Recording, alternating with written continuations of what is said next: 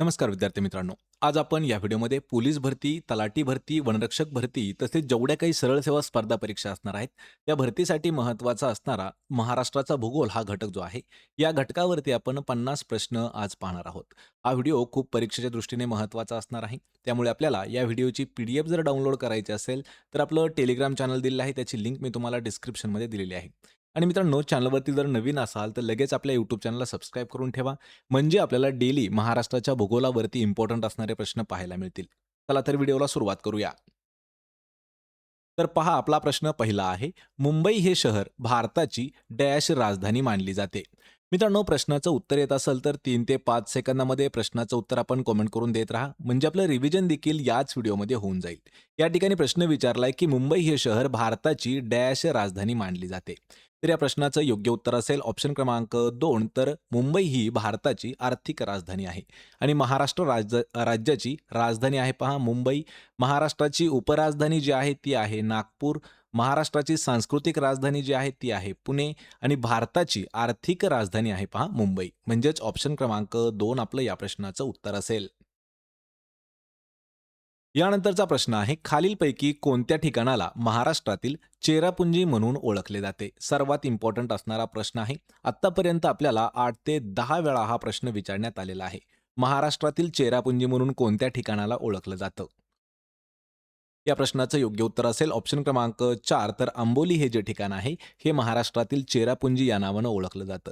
मग आंबोली हे जे ठिकाण आहे, हे महाराष्ट्रात सर्वाधिक पावसाचं ठिकाण आहे पहा आंबोली. मग या ठिकाणी तुमच्यासाठी एक प्रश्न विचारतो, की आंबोली हे जे ठिकाण आहे, हे कोणत्या जिल्ह्यामध्ये स्थित आहे? या प्रश्नाचं उत्तर मला पण कमेंट करून द्यायचं आहे. ऑप्शन क्रमांक 4 आपलं योग्य उत्तर होईल. यानंतरचा प्रश्न आहे पहा, महाराष्ट्रातील एव्हरेस्ट म्हणून ओळखल्या जाणाऱ्या डॅश शिखर महाराष्ट्रातील सर्वात उंच शिखर आहे किंवा सर्वोच्च शिखर आहे. म्हणजे सरळ सरळ प्रश्न आपल्याला काय विचारलाय, की महाराष्ट्रातील एव्हरेस्ट म्हणून ओळखलं जाणारं शिखर कोणतं आहे, जे महाराष्ट्रात सर्वात जास्त उंच आहे?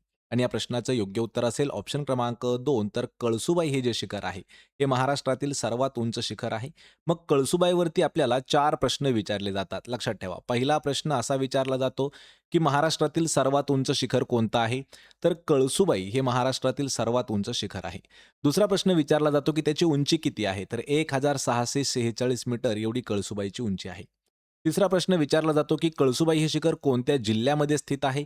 तर अहिल्यानगर या जिल्ह्यामध्ये स्थित आहे. लक्षात ठेवा, अहिल्यानगर आणि नाशिकच्या बॉर्डरवरती आहे, पण मुख्यतः ते अहिल्यानगर या जिल्ह्यामध्ये स्थित आहे. आणि चौथा एक प्रश्न विचारला जातो, की महाराष्ट्रामध्ये असं कोणतं शिखर आहे ते सर्वात उंच आहे? लक्षात ठेवा, ते आहे कळसुबाई शिखर. याच्यावरती इम्पोर्टंट असणारे हे पॉइंट्स आहेत मित्रांनो, हे थोडेसे समजावून घेण्याचा प्रयत्न करा. आपल्याला प्रत्येक परीक्षेमध्ये असे प्रश्न विचारले जातात. ऑप्शन क्रमांक 2 आपलं या प्रश्नाचं उत्तर होईल.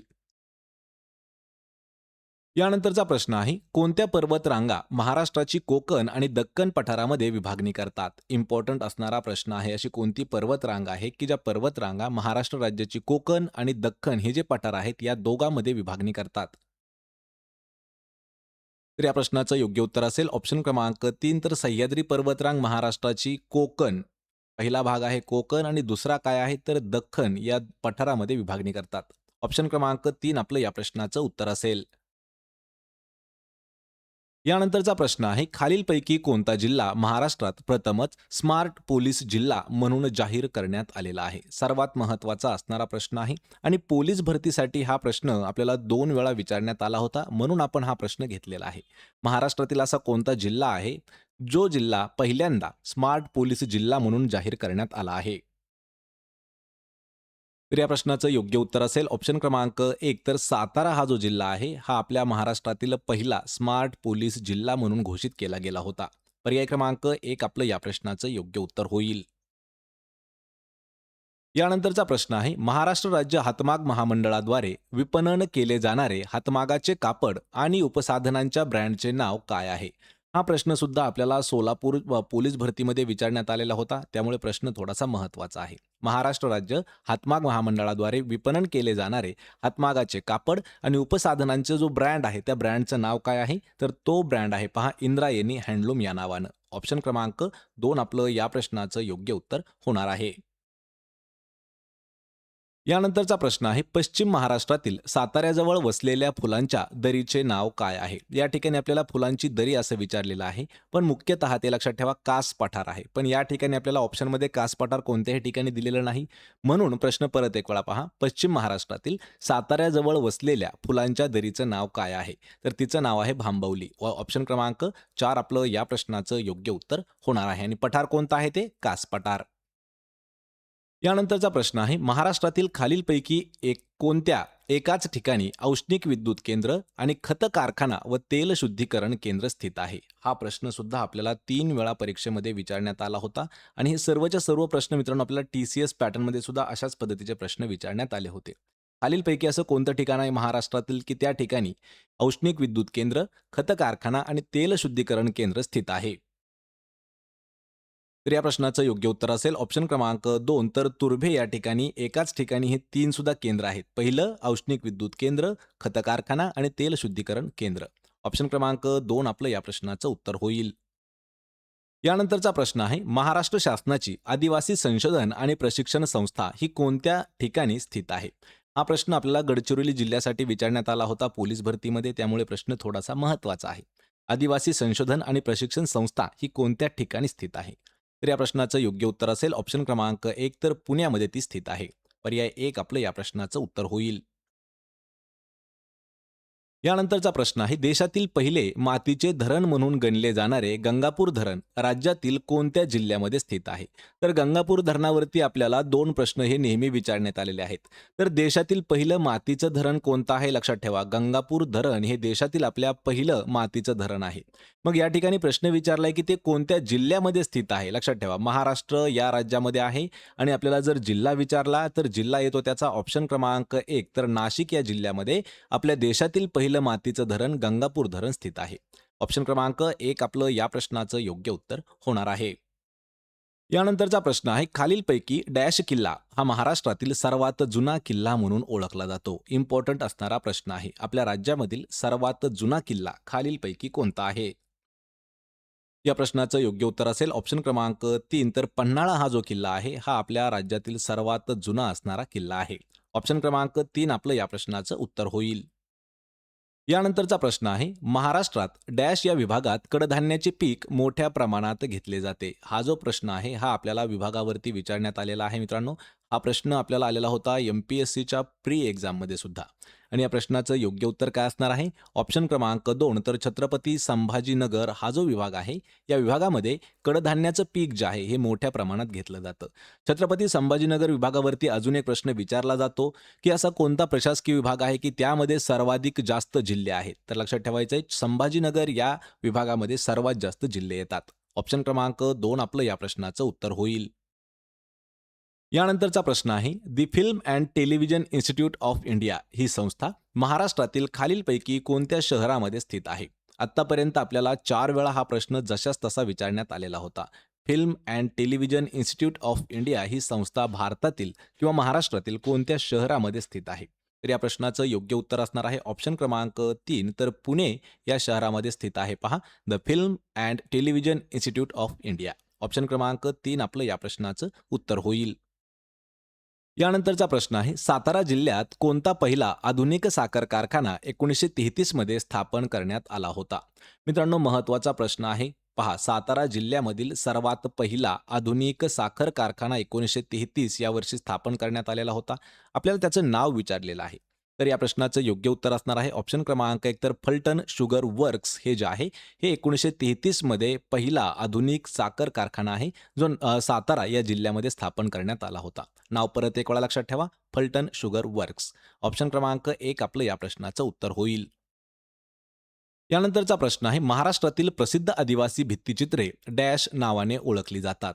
हा सुद्धा प्रश्न महत्त्वाचा आहे आणि ही भित्तिचित्रासाठी प्रसिद्ध असणारी एक पेंटिंग आहे. तर त्यावरच हा प्रश्न आहे. या प्रश्नाचं योग्य उत्तर असेल ऑप्शन क्रमांक 3 तर वारली ही जी आहे ही महाराष्ट्रातील प्रसिद्ध असणारी एक आदिवासी भित्तिचित्रे आहेत. ऑप्शन 3 आपलं या प्रश्नाचं उत्तर होईल. यानंतरचा प्रश्न आहे, महाराष्ट्रातील कोणत्या शहराला भारतातील संत्र्याचे शहर म्हणून ओळखले जाते? पहा, ऑरेंज सिटी. असे प्रश्न जे आहेत मित्रांनो आपल्याला खूप वेळा विचारण्यात येतात. पहिला विचारला जातो ऑरेंज सिटी. दुसरा एक विचारला जातो पहा पिंक सिटी. पिंक सिटी म्हणजेच काय, तर गुलाबी शहर जे आहे तर हे जयपूर या शहराला म्हटलं जातं आणि हे राजस्थान या राज्यामध्ये स्थित आहे. मग ऑरेंज सिटी हे जे आहे हे आपल्या भारतातील जे ऑरेंज सिटी आहे ते नागपूर या शहराला ओळखलं जातं, लक्षात ठेवा. ऑप्शन क्रमांक 2 आपलं या प्रश्नाचं योग्य उत्तर होईल. मग अजून या ठिकाणी प्रश्न असा विचारला जातो, की महाराष्ट्रातील असं कोणतं शहर आहे, जे वाघांचे प्रवेशद्वार म्हणून सुद्धा ओळखलं जातं? तर नागपूर हे शहर वाघांचे प्रवेशद्वार म्हणून सुद्धा ओळखलं जातं आणि महाराष्ट्राची आपल्या उपराजधानी सुद्धा आहे पहा नागपूर. यानंतरचा प्रश्न आहे, उजनी धरण जलाशयाच्या परिसरात खालीलपैकी कोणते पक्षी मोठ्या प्रमाणात आढळून येतात? हा प्रश्न आपल्याला 2018, 2024 या दोनही वर्षी बॅक टू बॅक परीक्षेमध्ये विचारण्यात आला होता. उजनी धरण जलाशयाच्या परिसरात कोणते पक्षी मोठ्या प्रमाणात आढळून येतात? तर या प्रश्नाचं योग्य उत्तर असणार आहे पहा ऑप्शन क्रमांक 4. तर रोहित हा जो पक्षी आहे त्यालाच इंग्रजीमध्ये फ्लेमिंगो असं म्हटलं जातं. तर हे पक्षी उजनी जलाशय जे आहे, उजनी धरण जलाशय त्याच्या परिसरामध्ये जास्त प्रमाणात आढळून येतात. ऑप्शन क्रमांक 4 आपलं उत्तर असेल. यानंतरचा प्रश्न आहे, महाराष्ट्रातील कोणते ठिकाण भारताचे नारंगी शहर म्हणून ओळखले जाते? पहा, पाठीमागचा जो प्रश्न आहे त्याच प्रश्नाला अल्टरनेट केलेला हा प्रश्न आहे. संत्र्यांचं शहर या ठिकाणी विचारले, भारतातील नारंगी शहर म्हणून कोणते शहर ओळखले जाते? तर या प्रश्नाचं सुद्धा उत्तर असणार आहे ऑप्शन क्रमांक 2. तर नागपूर या शहराला भारताचे नारंगी शहर म्हणून ओळखले जाते. पर्याय क्रमांक 2 आपलं उत्तर असेल. यानंतरचा प्रश्न आहे, विनोबा भावे यांचे परमधाम आश्रम खालीलपैकी कोणत्या ठिकाणी स्थित आहे? टी-सी-एस पॅटर्नमध्ये हा जो प्रश्न आहे हा आपल्याला म्हाडा भरतीमध्ये विचारण्यात आला होता. हा प्रश्न आपल्याला तलाठी भरतीमध्ये सुद्धा विचारण्यात आला होता आणि वनरक्षक भरतीमध्ये सुद्धा हा प्रश्न आपल्याला विचारण्यात आला होता. परमधाम आश्रम कोणाचा आहे? तर विनोबा भावे यांचा आहे. ते कोणत्या ठिकाणी स्थित आहे? तर लक्षात ठेवा, पवनार या ठिकाणी स्थित आहे परमधाम आश्रम. ऑप्शन क्रमांक 3 आपलं उत्तर असेल. यानंतरचा प्रश्न आहे, रत्नागिरी जिल्ह्यात असणारा कोयना प्रकल्पाचाच एक भाग असलेले जलविद्युत केंद्र कोणत्या ठिकाणी स्थित आहे? हा प्रश्न आतापर्यंत आपल्याला 4 वेळा विचारण्यात आला होता आणि या प्रश्नाचं अचूक उत्तर असणार आहे पोफळी. म्हणजेच पर्याय क्रमांक 1 आपलं या प्रश्नाचं उत्तर होईल. हा जो आहे हा रत्नागिरी जिल्ह्यात असणारा कोयना प्रकल्पाचाच एक भाग आहे, पण ते जलविद्युत केंद्र पोफळी या ठिकाणी स्थित आहे. यानंतरचा प्रश्न आहे, तगनम, जगनम, धगनम आणि संमिश्रम या संज्ञा खालीलपैकी कोणत्या भारतीय नृत्याशी संबंधित आहेत? हा प्रश्न आतापर्यंत आपल्याला 16 ते 18 वेळा विचारण्यात आलेला आहे. यामध्ये जवळपास 4 ते 5 वेळा आपल्याला एस-एस-सी जी-डीमध्ये हा प्रश्न विचारण्यात आला होता. तगनम, जगनम, धगनम आणि संमिश्रम हे जे शब्द आहेत किंवा ह्या ज्या संज्ञा आहेत, तर ह्या कोणत्या नृत्य प्रकाराशी संबंधित येतात? तर हे येतात पहा मोहिनी अट्टम या नृत्याशी संबंधित. म्हणजेच ऑप्शन क्रमांक 4 आपलं या प्रश्नाचं योग्य उत्तर होईल. यानंतरचा प्रश्न आहे, महाराष्ट्रातील खालीलपैकी कोणते ठिकाण खानदेशची काशी या नावाने ओळखले जाते? खानदेशची काशी म्हणून कोणतं ठिकाण ओळखलं जातं? या प्रश्नाचं योग्य उत्तर असेल ऑप्शन क्रमांक 3. तर प्रकाशे हे जे ठिकाण आहे याच ठिकाणाला खानदेशची काशी या नावानं ओळखलं जातं. यानंतरचा प्रश्न आहे, रत्नागिरी जिल्ह्याचे विभाजन होऊन नवीन जिल्हा सिंधुदुर्ग कधी निर्माण करण्यात आला आहे? प्रश्न खूप महत्त्वाचा आहे पहा. या ठिकाणी काय विचारलंय, की रत्नागिरी या जिल्ह्याचं विभाजन झालेलं आहे आणि नवीन एक जिल्हा त्यातून तयार झाला, त्याचं नाव आहे सिंधुदुर्ग.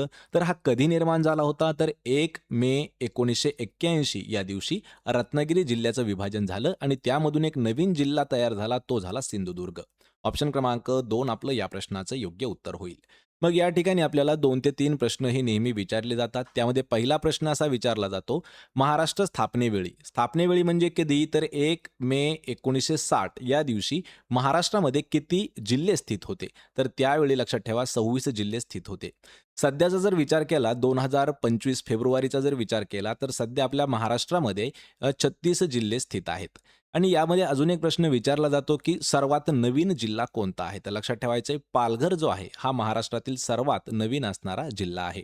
ऑप्शन क्रमांक 2 आपलं या प्रश्नाचं योग्य उत्तर होणार आहे. यानंतरचा प्रश्न आहे, खालीलपैकी कोणते शहर कृष्णा पंचगंगा नद्यांच्या संगमावर वसलेलं आहे? आत्तापर्यंत आपल्याला 8 ते 10 प्रश्न असे विचारलेले आहेत, की एखादं शहर दिलं जातं आणि ते शहर कोणत्या नदीच्या काठावरती वसलेलं आहे किंवा त्यांच्या संगमावरती वसलेलं आहे, असे प्रश्न आपल्याला विचारले जातात. त्यामधीलच हा एक प्रश्न आहे, की कृष्णा आणि पंचगंगा या नद्यांच्या संगमावर वसलेलं शहर कोणतं आहे? तर ते शहर आहे ऑप्शन क्रमांक 4 तर नरसोबाची वाडी हे जे ठिकाण आहे, हे कृष्णा आणि पंचगंगा या 2 नद्यांच्या संगमावरती स्थित आहे. पर्याय क्रमांक 4 आपलं या प्रश्नाचं उत्तर होईल. यानंतरचा प्रश्न आहे संत ज्ञानेश्वर महाराजांनी ज्ञानेश्वरी कोणत्या ठिकाणी सांगितली होती? पहा, प्रश्न इम्पॉर्टंट असणारा प्रश्न आहे. ज्ञानेश्वरी कोणाची आहे? तर संत ज्ञानेश्वर महाराजांची. पण ती कोणत्या ठिकाणी त्यांनी सांगितली होती? ते ठिकाण आहे महाराष्ट्रातील ऑप्शन क्रमांक 2 तर नेवासे या ठिकाणी ज्ञानेश्वरी सांगितलेली आहे. यानंतरचा प्रश्न आहे भंडारदरा गावाजवळ बांधण्यात आलेला विल्सन बंधारा किंवा भंडारदरा धरण डॅश या 2 टेकड्या दरम्यान पसरलेला आहे. याच्यावरती सुद्धा आपल्याला 2 प्रश्न विचारले जातात. विल्सन बंधाऱ्याचं नवीन नाव काय आहे? तर भंडारदरा धरण हे आहे आणि भंडारदरा हे जे आहे या गावाजवळ ते बांधण्यात आलेलं आहे. पण या ठिकाणी प्रश्न विचारलाय की ते कोणत्या 2 टेकड्या दरम्यान पसरलेलं आहे? तर लक्षात ठेवायचं आहे कळसुबाई आणि बालेश्वर या ज्या 2 टेकड्या आहेत, या 2 टेकड्यांच्या दरम्यान पसरलेला आहे पहा भंडारदरा धरण. त्याचंच दुसरं नाव आहे विल्सन बंधारा. ऑप्शन क्रमांक 1 आपलं या प्रश्नाचं उत्तर होईल. यानंतरचा प्रश्न आहे हिंदू, जैन व बौद्ध अशा तिन्ही धर्मियांची लेणी खालीलपैकी कोणत्या ठिकाणी स्थित आहेत? महत्वाचा असणारा प्रश्न आहे. हिंदू, जैन आणि बौद्ध या तीनही धर्मियांची लेणी कोणत्या ठिकाणी स्थित आहेत? या प्रश्नाचं योग्य उत्तर असेल ऑप्शन क्रमांक 2 तर वेरूळच्या लेणीमध्ये हिंदू आहे, बौद्ध आहे आणि जैन आहे. या तीनही धर्मांच्या लेणी आपल्याला आढळून येतात. मग या ठिकाणी अजून एक प्रश्न असा विचारला जातो, की वेरूळची जी लेणी आहेत, वेरूळ केव्हज किंवा वेरूळ लेणी ही कोणत्या जिल्ह्यामध्ये स्थित आहेत? जर आपल्याला जिल्हा विचारला तर लक्षात ठेवायचं आहे छत्रपती संभाजीनगर या जिल्ह्यामध्ये स्थित आहेत वेरूळच्या लेण्या. मग कधी-कधी आपल्याला राज्यसुद्धा विचारलं जातं, तर महाराष्ट्र हे राज्यामध्ये त्या स्थित आहेत. ऑप्शन क्रमांक 2 आपलं या प्रश्नाचं उत्तर होईल. यानंतरचा प्रश्न आहे खालीलपैकी कोणत्या उत्सवाने महाराष्ट्र राज्यात मान्सूनचा हंगाम समाप्त होतो? मान्सूनचा हंगाम समाप्त होतो. लक्षात ठेवा सुरू होत नाही तर समाप्त होतो म्हणजे तो शेवट होतो. असा महाराष्ट्रातील उत्सव कोणता आहे? या प्रश्नाचं योग्य उत्तर असेल ऑप्शन क्रमांक 3 तर नारळी पौर्णिमेला हा जो उत्सव आहे महाराष्ट्रामधला, या उत्सवामध्ये मान्सूनचा हंगाम जो आहे तो समाप्त झालेला असतो. ऑप्शन क्रमांक 3 आपलं या प्रश्नाचं उत्तर होईल. यानंतरचा प्रश्न आहे महाराष्ट्रातील शैक्षणिक आणि आर्थिकदृष्ट्या सर्वाधिक मागासलेला विभाग खालीलपैकी कोणता आहे? महत्वाचा असणारा प्रश्न आहे. शैक्षणिकदृष्ट्या आणि आर्थिकदृष्ट्या मागासलेला विभाग खालीलपैकी कोणता आहे? याच्यावरती प्रश्न आपल्याला 8 वेळापेक्षा जास्त विचारण्यात आला होता आणि या प्रश्नाचं योग्य उत्तर असणार आहे ऑप्शन क्रमांक 3 तर मराठवाडा हा जो विभाग आहे हा शैक्षणिकदृष्ट्या सुद्धा आणि आर्थिकदृष्ट्या सुद्धा सर्वात जास्त मागासलेला विभाग म्हणून ओळखला जातो. ऑप्शन क्रमांक 3 आपलं या प्रश्नाचं उत्तर होईल. यानंतरचा प्रश्न आहे महाराष्ट्रात महिला विकासासाठी तळमळीने कार्य करणाऱ्या सेवाभावी व्यक्ती व संस्था यांना कोणता पुरस्कार प्रदान केला जातो? याच्यावरती सुद्धा प्रश्न आपल्याला 2 वेळा विचारण्यात आलेला आहे. पण त्या ठिकाणी पुरस्कार कोणाला जाहीर करण्यात आला असं नाव विचारलं होतं. पण या ठिकाणी आपल्याला एक कार्य दिलेलं आहे. महाराष्ट्रामध्ये महिला विकासासाठी आणि तळमळीने कार्य करणाऱ्या सेवाभावी व्यक्ती किंवा संस्था यांना कोणता पुरस्कार दिला जातो? तर त्या पुरस्काराचं नाव आहे पहा ऑप्शन क्रमांक 3 तर अहिल्याबाई होळकर पुरस्कार जो आहे हा अशा लोकांना दिला जातो किंवा संस्थांना दिला जातो ज्या महाराष्ट्रात महिलांच्या विकासासाठी कार्य करत आहेत. ऑप्शन क्रमांक 3 आपलं या प्रश्नाचं उत्तर होईल. यानंतरचा प्रश्न आहे छत्रपती शिवाजी महाराज टर्मिनस मुंबई याचा डॅश जागतिक वारसा स्थळांमध्ये समावेश करण्यात आलेला आहे. म्हणजे खालीलपैकी असं कोणतं वर्ष आहे की त्या वर्षी छत्रपती शिवाजी महाराज टर्मिनस मुंबई याचा जागतिक वारसा स्थळामध्ये समावेश करण्यात आलेला आहे आणि ते वर्ष येतं ऑप्शन क्रमांक 1 तर 2004 या वर्षी त्यांचा जागतिक वारसा स्थळामध्ये समावेश करण्यात आला होता. ऑप्शन क्रमांक 1 आपलं या प्रश्नाचं उत्तर असेल. यानंतरचा प्रश्न आहे महाराष्ट्र राज्यात सर्वात जास्त अंतर धावणारी रेल्वे गाडी खालीलपैकी कोणती आहे? आपल्याला फक्त विचारलंय की महाराष्ट्र राज्यामध्ये सर्वात जास्त म्हणजे राज्यातच अंतर धावणारी रेल्वे गाडी कोणती आहे? या प्रश्नाचं योग्य उत्तर असेल ऑप्शन क्रमांक 2 तर महाराष्ट्र एक्सप्रेस ही जी रेल्वे आहे ही महाराष्ट्रात सर्वात जास्त अंतर धावणारी रेल्वे आहे. पर्याय क्रमांक 2 आपलं या प्रश्नाचं उत्तर होईल महाराष्ट्र एक्सप्रेस. यानंतरचा प्रश्न आहे महाराष्ट्रातील असे कोणते शहर आहे ज्याला सरोवरांचे शहर या नावानं ओळखलं जातं? मित्रांनो आतापर्यंत हा प्रश्न आपल्याला 16 वेळापेक्षा जास्त विचारण्यात आलेला आहे. महाराष्ट्रातील असं कोणतं शहर आहे ज्याला सरोवरांचे शहर म्हणून ओळखलं जातं? आणि या प्रश्नाचं अचूक उत्तर असणार आहे पर्याय क्रमांक 3, तर ठाणे शहराला सरोवरांचं शहर म्हणतात. यानंतरचा प्रश्न आहे, महाराष्ट्रातील कोणत्या प्रदेशाला पूर्वी बेरार या नावाने ओळखले जात होते? पहा, महाराष्ट्रातील असा कोणता प्रदेश आहे की त्या प्रदेशाचं जुनं नाव बेरार असं होतं आणि बेरार म्हणून विदर्भाला ओळखलं जात होतं. म्हणजेच ऑप्शन क्रमांक 4 आपलं या प्रश्नाचं योग्य उत्तर होईल. यानंतरचा प्रश्न आहे, महाराष्ट्रातील भरतपूर म्हणून ओळखले जाणारे खालीलपैकी कोणते अभयारण्य आहे? महत्त्वाचा प्रश्न आहे मित्रांनो. आत्तापर्यंत हा प्रश्न वनरक्षक भरती 2019, तलाठी भरती 2023 अशा दोनही वेळा परीक्षेमध्ये TCS पॅटर्नने विचारला होता. ज्या सरळ सेवा होत असतात, पोलीस भरती वगैरे, त्यामध्ये हा प्रश्न खूप वेळा विचारण्यात आलेला आहे. तर नांदूर मधमेश्वर हे जे अभयारण्य आहे, या अभयारण्याला महाराष्ट्रातील भरतपूर या नावानं ओळखलं जातं. ऑप्शन क्रमांक 3 आपलं या प्रश्नाचं उत्तर होईल. यानंतरचा प्रश्न आहे, महाराष्ट्रातील मोसमी पाऊस हा प्रामुख्याने खालीलपैकी कोणत्या प्रकारात मोडतो? यावर सुद्धा प्रश्न आपल्याला 2 वेळा विचारण्यात आला होता. एक वेळा हा प्रश्न आपल्याला MPSCच्या प्री एक्झाममध्ये सुद्धा विचारण्यात आलेला होता. आणि मित्रांनो, महाराष्ट्राचा भूगोल हा जो घटक आहे, हा प्रत्येक परीक्षेसाठी खूप महत्त्वाचा असणारा घटक आहे. त्यातीलच हा एक प्रश्न आहे, महाराष्ट्रातील मोसमी पाऊस हा प्रामुख्याने खालीलपैकी कोणत्या प्रकारामध्ये मोडतो? तर त्याचा प्रकार आहे नैऋत्य मोसमी पाऊस. म्हणजेच ऑप्शन क्रमांक 3 आपलं या प्रश्नाचं योग्य उत्तर होणार आहे. यानंतरचा प्रश्न आहे, हिमवृशालीसाठी खालीलपैकी कोणते ठिकाण प्रसिद्ध आहे? आत्तापर्यंत आपल्याला जवळपास हा प्रश्न 16, 18 किंवा 20 वेळा तरी नक्की विचारण्यात आलेला आहे. हिमवृशालीसाठी खालीलपैकी कोणते ठिकाण प्रसिद्ध आहे? आणि सर्वात जास्त हा जो प्रश्न आहे, आपल्याला छत्रपती संभाजीनगर या जिल्ह्यासाठी जास्त करून विचारण्यात आलेला होता. म्हणजेच या प्रश्नाचं उत्तर सुद्धा तेच असणार आहे. छत्रपती संभाजीनगर या ठिकाणी सर्वात जास्त हिमवृशालीचं उत्पादन आहे किंवा प्रसिद्ध आहेत. ऑप्शन क्रमांक 1 आपलं या प्रश्नाचं उत्तर असेल. यानंतरचा प्रश्न आहे, महाराष्ट्र राज्यात सहकारी तत्वावर पहिला साखर कारखाना खालीलपैकी कोणत्या जिल्ह्यात सुरू करण्यात आला होता? इम्पॉर्टंट असणारा प्रश्न आहे, सहकारी तत्वावरती सर्वात पहिला साखर कारखाना कोणत्या जिल्ह्यामध्ये सुरू करण्यात आला? तर त्या जिल्ह्याचं नाव आहे ऑप्शन क्रमांक 2, तर अहमदनगर या जिल्ह्यामध्ये तो सुरू करण्यात आला होता. मग या ठिकाणी काही विद्यार्थी लगेच कमेंट करून सांगतील की अहमदनगरचं नाव बदललेलं आहे. पण ज्यावेळी पहिला सहकारी साखर कारखाना तयार झाला होता, तर त्यावेळी अहमदनगर असं नाव होतं.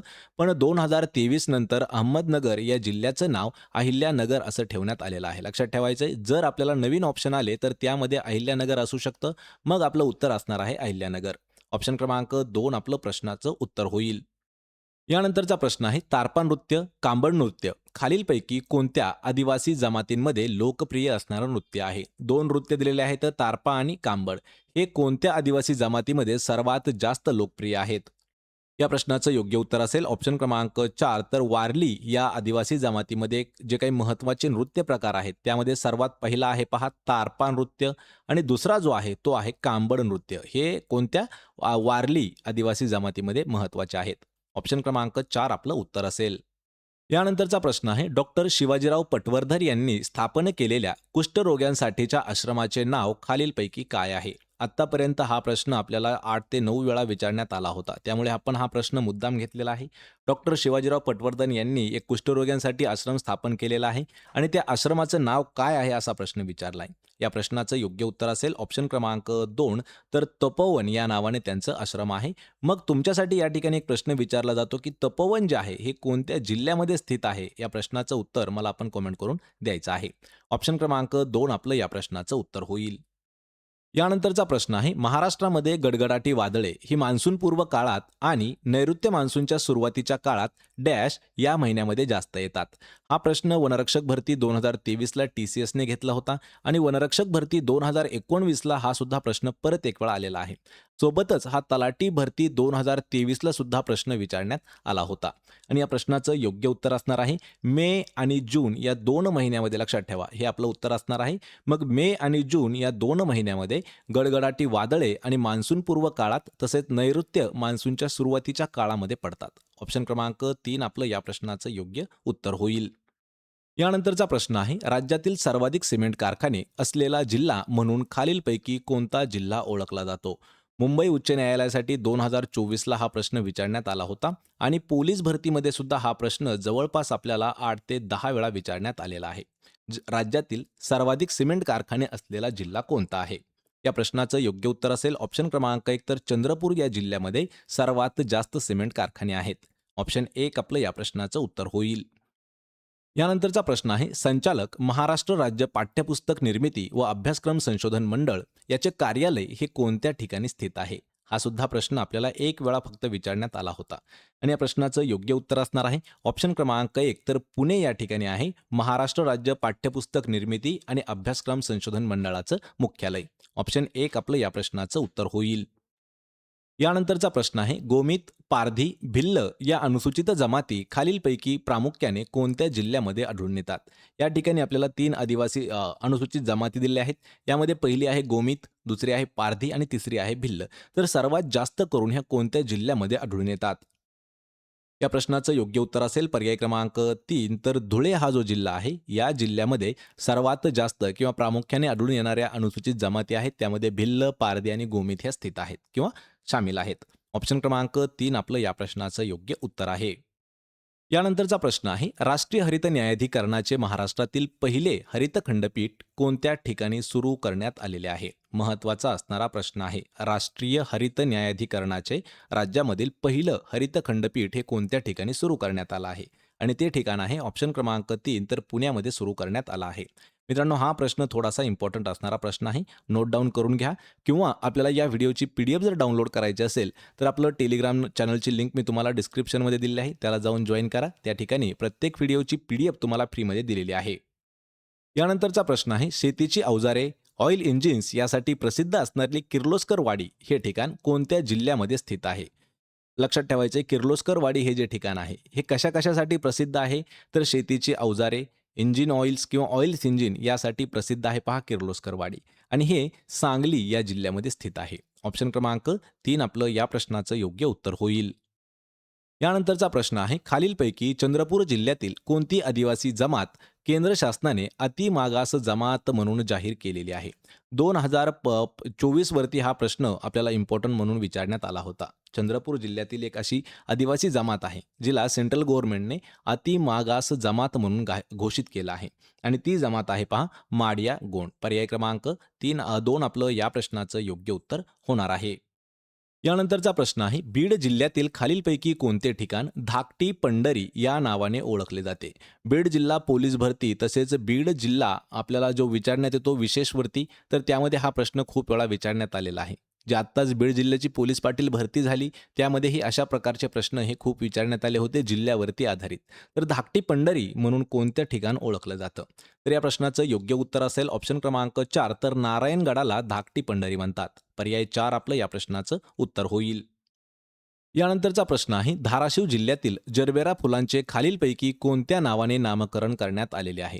या ठिकाणी कन्फ्यूज होणारा प्रश्न आहे मित्रांनो, पण हा प्रश्न ज्यावेळी आपल्याला पोलीस भरतीमध्ये आला होता तर त्याचे जे आन्सर की होते तर त्यामध्ये उपळा असं उत्तर देण्यात आलेलं होतं, पण काही ठिकाणी तुळजाई म्हणून सुद्धा उल्लेख करण्यात आलेला आहे.